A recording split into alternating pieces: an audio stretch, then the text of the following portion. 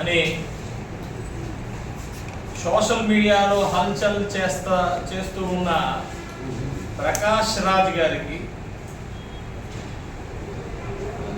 Anti social ఎలిమెంట్గా మతాల మధ్యన కులాల మధ్యన చిచ్చు పెట్టే రావణ్కి ఏంటి సంబంధం? వీరిద్దరూ కూడా సోషల్ మీడియాలో అలాగే డిబేట్లలో ఒకరికొకరు సహకరించుకుని ముందుకెళ్ళే పరిస్థితులు ఎందుకు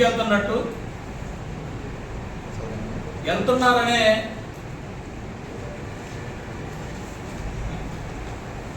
పూర్తి ఇన్ఫర్మేషన్ అలాగే ప్రూఫ్తో సైతం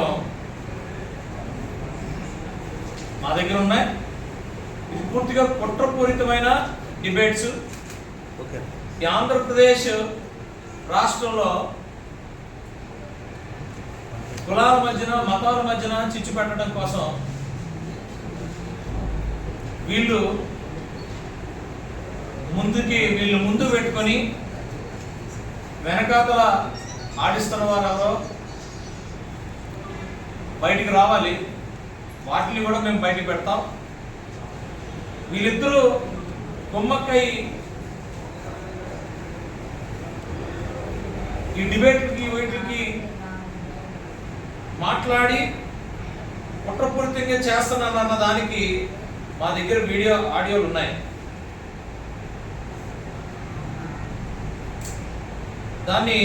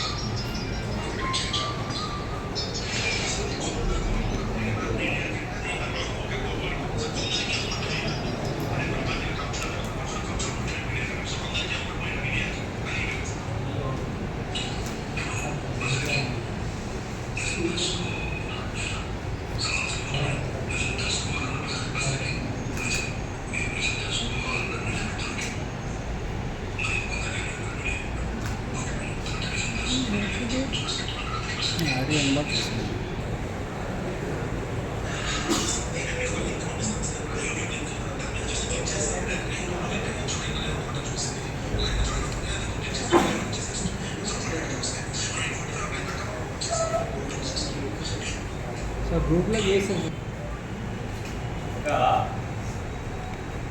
ఈ ప్రూఫ్స్ ఎలా సహకరించుకుంటున్నారో జస్ట్ ఆస్కింగ్ అని చెప్పి ప్రకాష్ రాజ్ పవన్ కళ్యాణ్ గారి మీద ఏది పడితే అది మాట్లాడుతూ ఉంటాడు. ఆయన ఈ రాష్ట్రంలో లా అండ్ ఆర్డర్ని ఎలాగైనా డిస్టర్బ్ చేయాలనే కుట్రపూరితమైన పరిస్థితుల్లో వీళ్ళిద్దరూ ఒకరికొకరు ఎలాంటి సహకరించుకున్నారో మీ అందరికీ తెలియాలి. అందుకనే ఈరోజు మేము ముందుకు వచ్చాం. కులాలు మతాల మధ్యన ఘర్షణను సృష్టించే పరిస్థితికి వీళ్ళు ఒక ప్రకాష్ రాజు ఒక రావణు వీళ్ళు ఫ్రంట్ మాత్రమే ఉన్నారు. బ్యాక్ ఎవరున్నారో కూడా మేము బయట పెడతాం. ఎక్కడి నుంచి వీళ్ళకి ఫండ్స్ అందుతున్నాయి, ఏ తాడేపల్లి ప్యాలెస్లకు సంబంధించిన షెల్ కంపెనీస్ నుంచి వీళ్ళకి డబ్బులు అందుతున్నాయి కూడా బయటికి రావాలి. ఎట్టి పరిస్థితుల్లో వదిలే ప్రసక్తే లేదు. ఎందుకంటానంటే ఎంత కుట్రపూరితం అంటే కులాల మతాల మధ్యన చిచ్చులు పెట్టడం. వీరికి ఏం పని? ప్రకాష్ రాజ్కి ఏం పని? రావణ్తో అంత మాట్లాడాల్సిన పని వచ్చిందని అడుగుతున్నా. జస్ట్ ఆస్కింగ్ అని మాట్లాడతాడు కదా.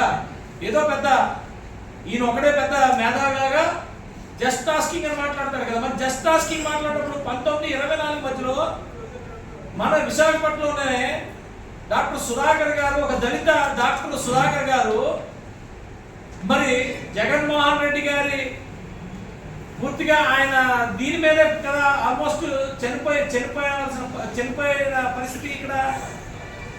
అప్పుడు ఎందుకు లెగలేదంటారు, జస్ట్ ఆస్కింగ్. అలాగే జగన్మోహన్ రెడ్డి గారి శిష్యుడు అనంతబాబు ఒక దళిత యువకుడిని డ్రైవర్ని చంపి ఇంటికి డెలివరీ చేసినప్పుడు ఈ జస్ట్ ఆస్కింగ్ ప్రకాష్ రాజ్ ఎందుకు ముందుకు రాలేదని అడుగుతున్నా. ఆ రోజు ఎందుకు జస్ట్ ఆస్కింగ్ ఎందుకు అడగలేదు అని జగన్మోహన్ రెడ్డి? ఈ రోజు ఎందుకు గుర్తొచ్చినాయి? కులాలు మతాలు మధ్యన వీరు చిచ్చు పెట్టడానికి వీరు కోఆర్డినేట్ చేసుకుంటున్నారు ఒకరికొకరు.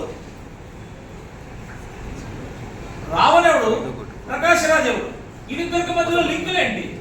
ఈ కోఆర్డినేషన్ ఏంటి? ఈ డిబేట్లు ఏంటి? ఎవరిని మీరు మోసం చేస్తున్నారు? ట్రాన్స్ఫార్మ్ అవుతున్నాయి, ఎంత అద్భుతాలు సృష్టిస్తున్నాయి, అవార్డులు తీసుకుంటున్నాం, నేషనల్ అవార్డ్స్. ఒక్కొక్క పంచాయతీ చాలా క్లియర్ గా ముందుకెళ్తున్నాం. Panchayati Raj department, RWS department, forest department ఎన్నో తీసుకొస్తే ఎంత డెవలప్మెంట్ చేస్తారు. దానికి జస్ట్ ఆస్కింగ్ ప్రకాష్ రాజ్కి కనబడట్లేదా? జస్ట్ ఆస్కింగ్ అని చెప్పి ఏర్పడుతుంది మాట్లాడితే. ఇప్పుడు చూశారు కదా, ఇప్పుడు విన్నారు కదా, రావణ్కి ఈయనకి ఏంటి అవసరం ఏంటి అంటున్నాను నేను. ఇది కుట్ర కాదా? మీరు ముందుకు వచ్చారు కానీ మీ వెనకాతలో ఉన్న వ్యక్తి ఎవరు మీకు చెప్పాలా? లేకపోతే మేము చెప్పిస్తాం, పోలీసులు కూడా చెప్పించాలి. ఈరోజు నేను అడుగుతా ఉన్నా, మీకు రావణ్కి సనాతన ధర్మం అన్నా భారతదేశం అన్నా మరి ఎందుకు ఇబ్బంది నాకైతే అర్థం కాల.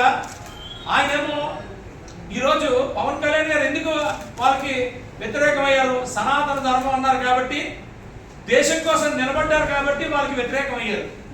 దాని మీద ఈరోజు ప్రతి ఒక్కరు ఎలా పడితే అలా మాట్లాడుతున్నారు. మీ జస్ట్ ఆస్కింగ్ మీరెందుకు కాళ్ళతో కలిపారు, చేతులు కలిపారు? ఏ విజయనగరంలో రాముడి శిరస్సు ఇదైనప్పుడు మీకు కనపడలేదా అని నేను అడుగుతా ఉన్నాను. ఆ రోజు ఎందుకు మాట్లాడలేదని అడుగుతున్నాం. ఈ జస్ట్ ఆస్కింగ్ లో, ఈ రావణ్లో ఆ రోజు ఎందుకు మాట్లాడలేదని అడుగుతున్నాం. హిందూ ఆలయాల మీద, అనేకమైన ఆలయాల మీద దాడులు జరిగినప్పుడు మీరు ఎక్కడికి వెళ్ళిపోయారని అడుగుతున్నా.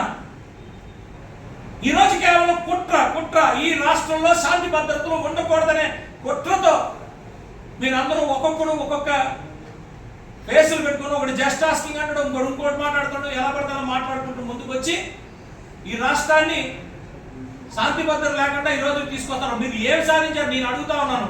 మీరు ఏం సలహాలు ఇచ్చారని నేను అడుగుతున్నా. లేనిపోని అన్ని ఆపాదించడం, కులాల మధ్యన మతాల మధ్యన చిచ్చులు పెట్టడం తప్పితే మీకు ఏమి సాధించారని నేను అడుగుతున్నా. జగన్మోహన్ రెడ్డి అనే వ్యక్తి 11 సీట్లు వచ్చినా కూడా కనీసం అసెంబ్లీకి రాడు, ఒక చర్చ జరపడం, కనీసం ఆయనకు ఓట్లేసిన వ్యక్తికి, ఆయన వెనకాతలు ఉన్న 10 మందికి ఓట్లేసిన వాళ్ళు కూడా కనీసం న్యాయం చేయరు. ఈ రాష్ట్రంలో ఏదైనా ఇదిగో ఇదని ఒక అపోజిషన్ పార్టీ స్టేటస్ కావాలని అడుగుతారు కానీ అపోజిషన్ పార్టీ స్టేటస్ ఉన్న రెస్పాన్సిబిలిటీ తీసుకోరు. అలాగంటే బొత్స సత్యనారాయణ బయటికి పంపిస్తారు ఏదో ఒకటి అక్కడ ఏదో మాట్లాడమని. దానికి తోక ముందు ఏముండదు. వీళ్ళు 100% వీళ్ళు వాళ్ళ వెనకాతల జగన్మోహన్ రెడ్డి అనుకో ఉన్నారు అనడానికి ఈరోజు పేరు నాని మాటలు మీకు అందరికి అర్థమైపోయి ఉంటుంది. పాపం చాలా బాధపడిపోతున్నాడు పేరు నాని. వైఎస్ఆర్సీపీ పార్టీ కూడా చాలా బాధపడిపోతుంది ఈ రావణ్ అరెస్ట్ చేసిన దానికి. ఎంతో ఇబ్బంది పడిపోతుంది. మరి ఎవరు రావణ్ ఎవరు మనిషి చెప్పాలి కదా పేరు నాని గారు. మీరు ఏం సాధిద్దాం అనుకుంటున్నారు? పోలీసు వాళ్ళు ఛేదించాల్సిందే, ఖచ్చితంగా ఛేదిస్తారు, మొహమాటమే లేదు. ఎవరు ఎన్ని కుట్రలు చేసినా ఏం చేసినా ఈ రాష్ట్రం కూటమి నాయకత్వంలో, చంద్రబాబు నాయుడు గారు, పవన్ కళ్యాణ్ గారి నాయకత్వంలో శాంతి భద్రతలు ఎప్పుడు కూడా బ్రహ్మాండంగా ఉండే పరిస్థితి ఉంది. ఎవడైనా వచ్చి ఏదైనా శాంతి భద్రతలకు కానీ ఏదైనా విఘాతం కలిగిస్తే వదిలే ప్రసక్తి లేదు. ఇంకా ఎన్ని కుట్రలు ఉన్నా అన్ని కూడా బయట పెట్టే పరిస్థితి ఉంది, తీసుకొస్తాం రాబోయే రోజుల్లో. ఈ కుట్రలు బయట పెట్టడం కోసం ఈరోజు నేను మీడియా ముందుకి రావడం జరిగింది. జై హింద్. అంటే చర్చగా వైసీపీ నాయకులు అంతే ఇంకా అంతే కదా, అంతే కదా. వైసీపీ పార్టీ మరి వాళ్ళే కదా ఈ రాష్ట్రంలో శాంతి భద్రతల్ని ఇది చేసి విఘాతం కలిగించి దాని నుంచి అడ్వాంటేజ్ తీసుకోవాలనే కదా ఈ రోజు పరిస్థితి అంతా.